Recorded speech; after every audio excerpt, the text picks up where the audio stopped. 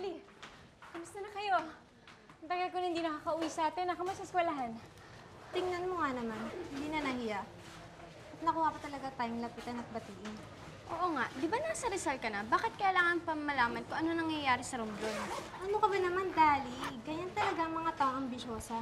Walang kahulugan sa kanila ang salitang karangalan. Nakita mo, imbis na probinsya natin ang representa, ibang bayan ang dinadala. Kapal ng mukha.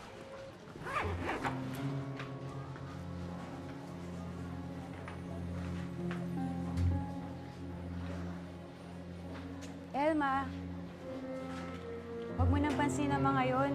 Alam mo na, mga inggit. Pero ako, naiintindihan kita. At alam kong balang araw, maiintindihan ka na nila. Lalo na't pagwatawat na ng Pilipinas ang nakalagay dyan sa uniforme mo. Salamat, Belinda. Buti ka pa. Walang anuman yun.